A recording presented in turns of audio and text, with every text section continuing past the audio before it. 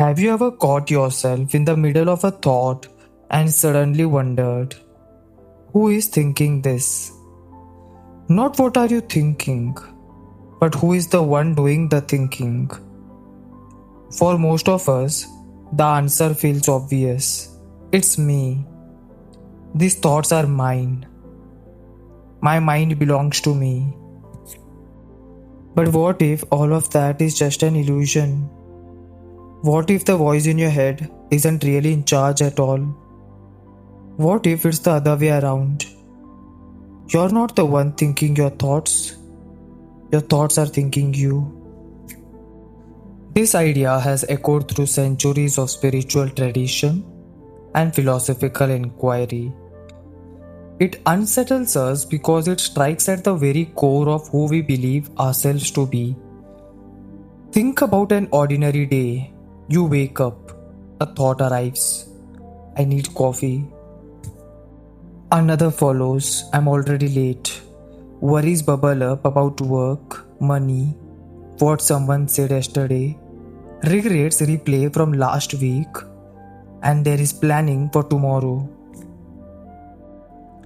You don't seem to choose most of these thoughts.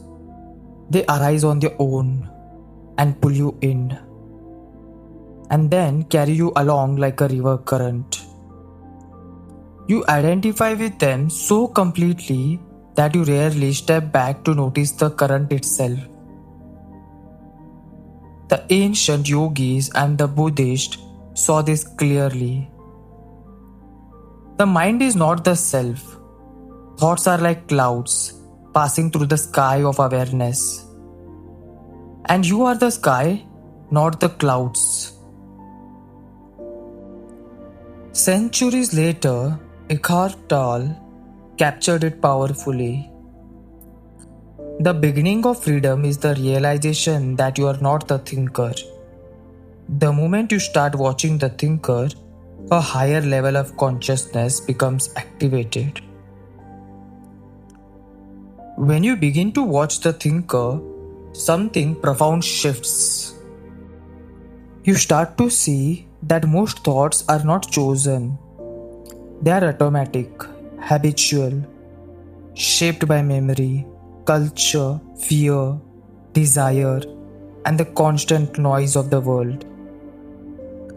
They happen through you more often than you generate them. Consider how truly we rarely think.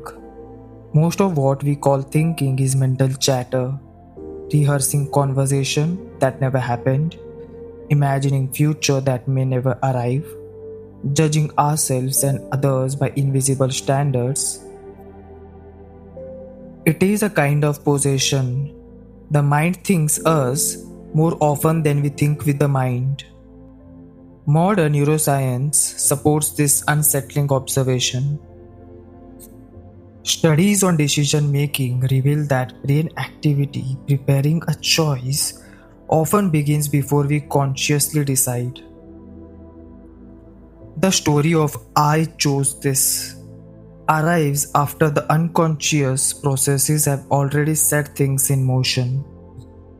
We like to believe we are the authors of our inner speech, but much of it is inherited.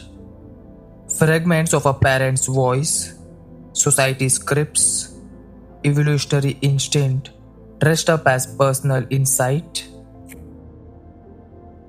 You didn't choose to fear rejection, to crave approval, or to replay past humiliation. These patterns simply arose and claimed the stage. So what happens when you begin to say this? When you stop identifying so completely with every thought that arises? At first, there is often discomfort, even fear. The ego, that's the sense of I, built on thoughts and stories, feels threatened. Who am I if not my opinions, my worries, my ambitions, my sorrows? But if you stay with it in the quiet space between the thoughts, those moments you touch in meditation, in flow, something else emerges, pure awareness, a deeper insight of intelligence that doesn't need to narrate everything to exist. You still have thoughts, you still plan, reflect, and create, but you relate to them differently.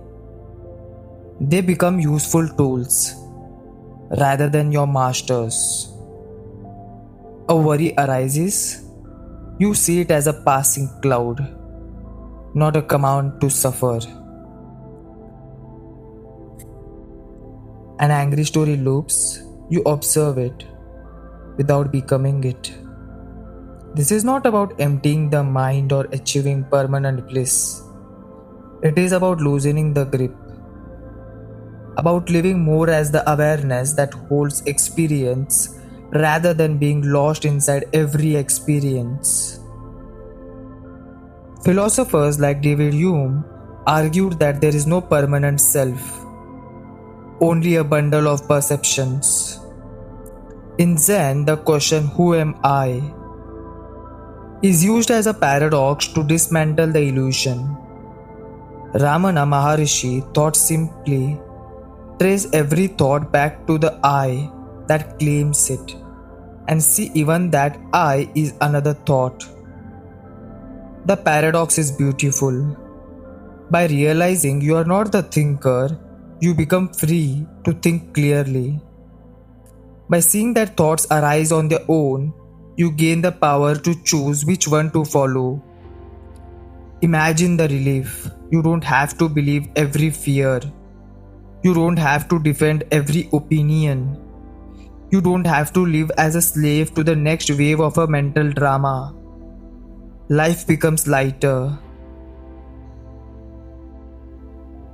And now wonder has room to enter. The mind will try to claim even this insight. Look at me, I'm so aware now. And then you watch that thought too.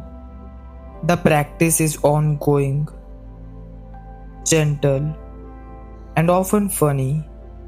You are not thinking, you are being thought most of the time. But in the moments you step back and witness, you touch something timeless. The silent awareness that was never born and will never die. This doesn't make you passive. This makes you more alive. You act from a presence rather than reaction. You create from stillness rather than frenzy. You love without the constant interference of old stories. The next time a thought pulls you in, a judgment, a fantasy, a fear, pause. Ask gently, who is aware of this thought? In that question lives the beginning of freedom. Not freedom from thoughts, but freedom within it. The freedom to experience life directly before the mind labels it and limits it. You are not your thoughts. You are the vast, quiet space in which they appear and disappear, like the stars in the night sky. And in that space, wonder awaits.